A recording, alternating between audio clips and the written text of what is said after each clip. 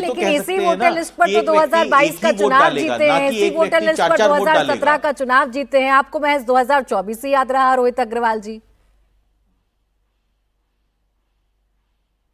नहीं, 2022 के अंदर ये भी 111 सीटें पाए थे, और 111 सीटें अगर पाए थे तो हमारे हिसाब से इनको 111 सीटें नहीं पानी चाहिए थी, क्योंकि जो जिस तरीके का इनका क्रियाकलाप है और जिस तरीके से ये विपक्ष की भूमिका के अंदर सिर्फ और सिर्फ देश को गुमराह करने का काम करते हैं, इतनी सीटें इनको मिल पाना मुझे लगता था असंभव है। हाँ बिल्कुल, हम साथ थे, इसीलिए हमने छोड़ दिया इनका साथ, इसीलिए हमने छोड़ दिया आदिल भाई इनका साथ, और आप भी इनके साथ नहीं हो, तो आप क्यों इनकी पैरवी कर रहे हो? आप क्यों इनके प्रवक्ता बन रहे हो?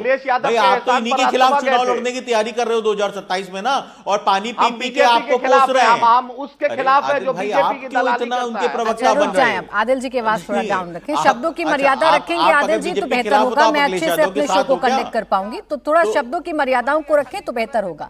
सवाल सिर्फ इतना है रोहित अग्रवाल जी, देखिए एक पॉइंट जो उठा दिया आदिल हसन जी ने, तब तो आप साथ लड़ रहे थे, इनकी जीतने की कामना कर रहे थे, आज अलग हैं तो वो 111 सीटें 117 सीटें भी आपको गलत लग रही हैं, ये तो बेईमानी हो गई ना। प्राची जी चवन्नी रुक जाइए प्लीज, डाउन रखें आदिल जी। बेईमानी वो हो रही थी जो इन 3 करोड़ वोटरों के प्राची जी इस तरीके की भाषा शैली पे इनको अगर डिबेट करनी तो इनसे ज्यादा बेहतर तरीके से मैं गाली गलौज करना जानता हूं, तो मुझे लगता है हाँ। तो देखिए 3 करोड़ वोटर जो फर्जी तरीके से लिस्टों में दर्ज थे, वो लोकतंत्र को कमजोर कर रहे थे। देश के अंदर किसी भी तरीके का फर्जी वोटर अगर वोट देता है तो वो सही मायने में लोकतंत्र को कमजोर करने का काम करता है। आज ये भारतीय जनता पार्टी और राष्ट्रीय लोकदल की एनडीए की सरकार ने कम से कम ये पहल तो की है कि जो फर्जी वोटर थे, एक व्यक्ति के 4 वोट थे, उनको खत्म करने का काम किया है। राहुल गांधी जी आए थे ना प्रेस कॉन्फ्रेंस करने, ब्राजील की मॉडल लेके आए थे, 21 वोटर इसीलिए तो हमने कहीं ना कहीं प्रेरणा ली राहुल गांधी जी से, और इस एसआईआर की प्रक्रिया के अंदर उस ब्राजील के वोटर का नाम भी कटवा दिया। रुक जाएं रोहित अग्रवाल जी, उसको खत्म किया जाए और एक साफ सुथरी ड्राफ्ट वोटर लिस्ट आए, जिस पर आप लोगों ने खूब हंगामा किया था, आपने खूब शोर मचाया था, लेकिन जब ड्राफ्ट लिस्ट आई है तो आपके पास एक शब्द नहीं है इसके खिलाफ बोलने के लिए। आप आज कोई सवाल नहीं उठा पा रहे हैं, कुछ नहीं बता पा रहे हैं आज आप जनता को, कितना शोर आप लोगों ने क्यों मचाया था, हंगामा क्यों बरपा था उस दौरान। देखिए प्राची जी, अभी रोहित जी ने कहा कि 3 करोड़ वोट के बदौलत समाजवादी पार्टी सरकार में आई। सरकार में कौन आई? 24 में सरकार में किसकी बनी और 22 में सरकार किसकी बनी, 17 में किसकी बनी, फिर छोड़ दिया। अब किस फर्जी वोट के आधार पे कौन चुना गया वो मुझे नहीं पता, मुझे लग रहा है रोहित जी को पता है।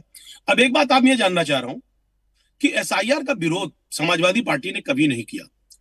इससे पहले भी इलेक्शन होने के पहले रिवीजन होता है। क्या रिवीजन करने की जरूरत है? आप ही हाँ, आपने इलेक्शन डिबेट के पहले किया होगा, रिवीजन हुआ। एसआईआर का विरोध सुनिए मेरी बात, रोहित जी, किया समाजवादी पार्टी। नहीं प्लीज प्राची जी जरूर इस तरीके से अगर झूठ परोसेंगे टीवी के ऊपर, नहीं अब देखिए आप इस तरीके से झूठ नहीं परोस सकते। आप अच्छा, कहिए ना, अपनी गलती को मानिए और माफी मांगिए देश की जनता से।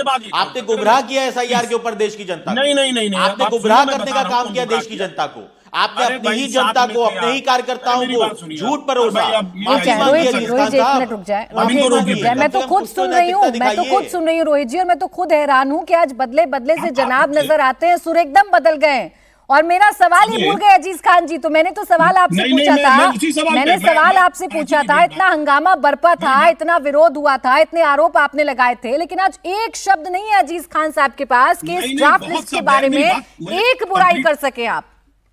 मैं वही कह रहा हूं, एक मिनट आप समझ लें। देखिए हमने कहा इससे पहले भी रिवीजन हुआ है, इंटेंसिव नहीं हुआ है लेकिन रिवीजन हुआ है। तो क्या रिवीजन इससे पहले जो होता था या होता रहा है, क्या वोटर सारे फर्जी थे? नहीं, ऐसा नहीं था।